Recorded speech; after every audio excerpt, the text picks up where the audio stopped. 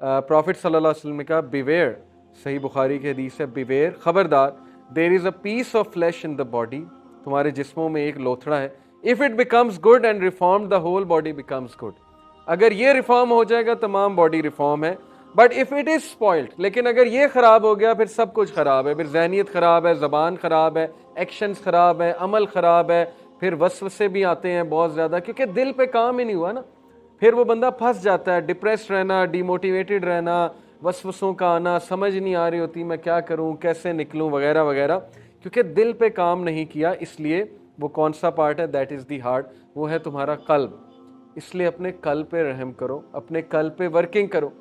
कल्ब पे वर्किंग करने के लिए मैं आपको एक प्रैक्टिकल टिप देता हूँ। पहली तो बात, नमाजें 5 कायम करने की कोशिश करें इंशाल्लाह।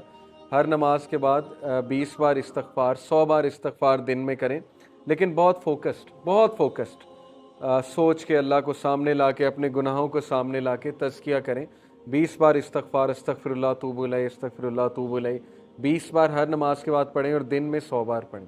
और एक आधा को ऐसा टाइम रखें जब आप कुरान की 10 आयतें पढ़ लें। कुरान ये निकाला, मेरी फेवरेट सूरह अल बकरा, सूरह आले इमरान है, क्योंकि नबी अकरम सल्लल्लाहु अलैहि वसल्लम ने कहा क़यामत वाले दिन ये 2 सूरतें तुझे छोड़ेंगे नहीं, यानी तेरी सिफारिश करके ही छोड़ेंगे। ये 2 सूरतें ये आएंगी अल्लाह के सामने और कहेंगी ये तो मेरी तिलावत करता था बहुत ज़्यादा। तो सूरह अल बकरा, सूरह आले इमरान मेरी भी फेवरेट है। आप बस पढ़ना शुरू कर दें सूरह अल बकरा, उसके आप ऐसे ऐसे फ़ायदे ज़िंदगी में देखेंगे आप सोच भी नहीं सकते। लेकिन टाइम निकाल लें, कोई 10 मिनट निकाल लें, 15 मिनट, 1 रुकू पढ़ लें, 2 रुकू पढ़ लें। आजकल क्या मुश्किल है, मोबाइल निकाला पढ़ना शुरू कर दें। असर की नमाज के बाद रख लें टाइम, वहाँ बैठे बैठे, मस्जिद में अगर आप गए हैं वहाँ बैठे बैठे मोबाइल निकालें, पढ़ना शुरू कर दें। आप उसके असरात देखेंगे अपनी ज़िंदगी में, और उसका दिल पे भी आप असर देखेंगे, आपका दिल स्ट्रांग होगा। ठीक है, ये एक टिप है। इस्तगफार बढ़ाएं और कुरान पढ़ें डेली, लेकिन करना है आपने ये। आप उसके इंशाल्लाह बहुत ज़बरदस्त असरात अपने दिल पे देखेंगे और अपनी तमाम ज़िंदगी के मामलात में इंशाल्लाह देखेंगे। इब्न अल जौज़ी का एक कोट सुनाता हूँ। उन्होंने कहा, if you want to know how you stand before the king, then look at how you are spending your time and what work you are assigned to do. बहुत से लोग कहते हैं कि मुझे कैसे पता अल्लाह मुझसे खुश है।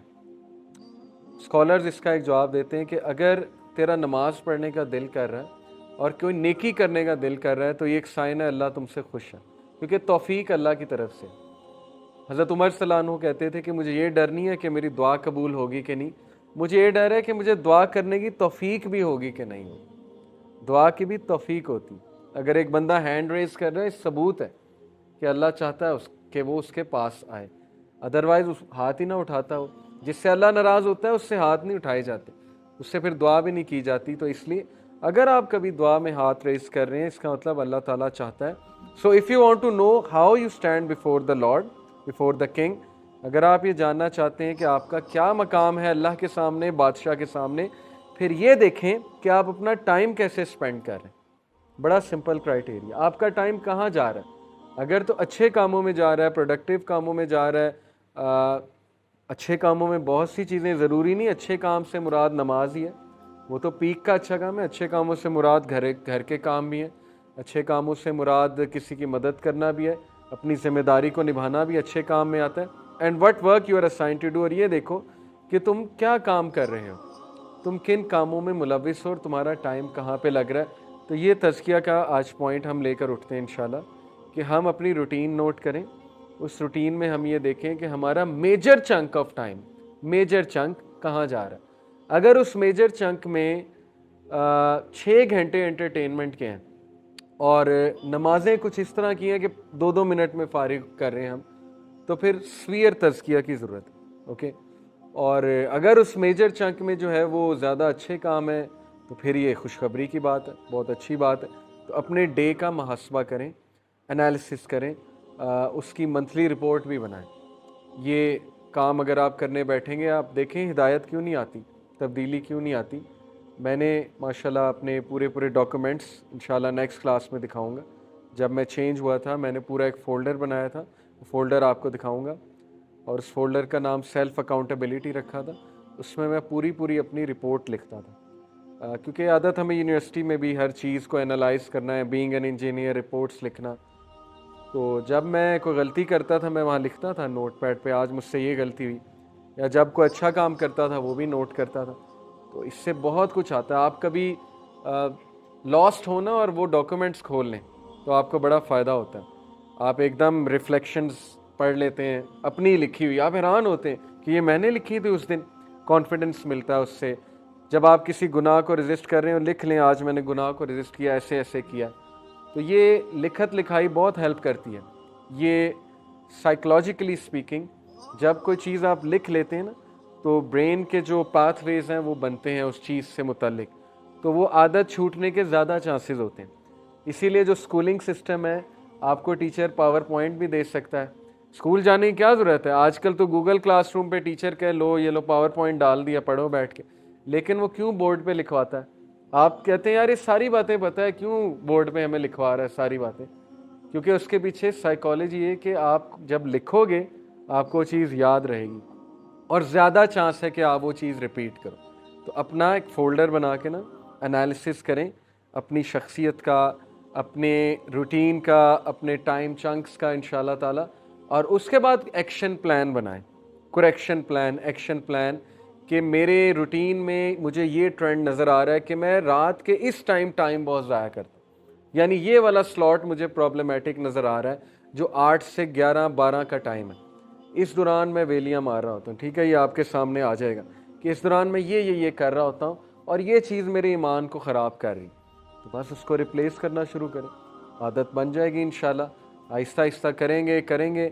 Replace this thing with book reading. रात को यकीन करें कोई नावल पढ़ लें, अगर इस्लामी बुक्स नहीं पढ़नी नॉवेल्स पढ़ लें, क़यामत के साइंस पे बुक पढ़ लें, कोई सलफ़ के कोट्स के ऊपर बुक पढ़ लें। दारुस्सलाम कभी जाएं, इतनी बेहतरीन किताबें आजकल आ गई।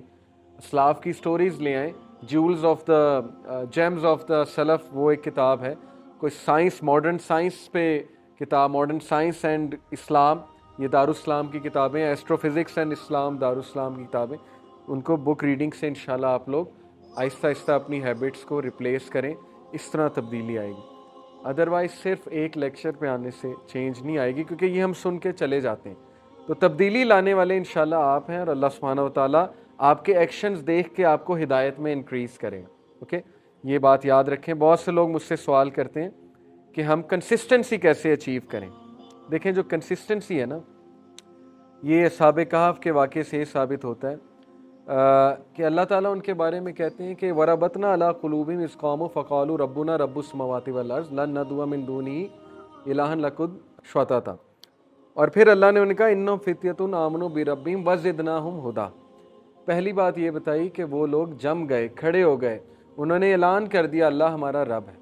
इस बेसिस पे अल्लाह ने उन्हें इस्तकामत दे दी। एक्शन की बेसिस पे इस्तकामत होती है। एक बंदा एक्शन ही नहीं ले रहा, हिम्मत हार चुका है कि मैंने करना ही नहीं, मैं कर ही नहीं सकता, तो फिर उसको इस्तकामत नहीं आती है। एक्शन लेना पड़ता है, फिर इस्तकामत आती है। और अल्लाह कहते हैं कि we increase them in guidance इन्नहुम फ़ित्यतुन आमनू बिरब्बिहिम, बेशक वो नौजवान थे जो अपने रब पर ईमान लाए, वज़िदनाहुम हुदा, और हमने उन्हें इंक्रीज़ किया हिदायत में। इंक्रीज़ भी अल्लाह तब करेगा जब बंदा ईमान लेकर आता है, जब बंदा एक्शन से शो करता है कि मैं आना चाहता हूँ, मैं बचना चाहता हूँ। ओके, ये काम आपके करने वाले हैं इंशाअल्लाह ताला।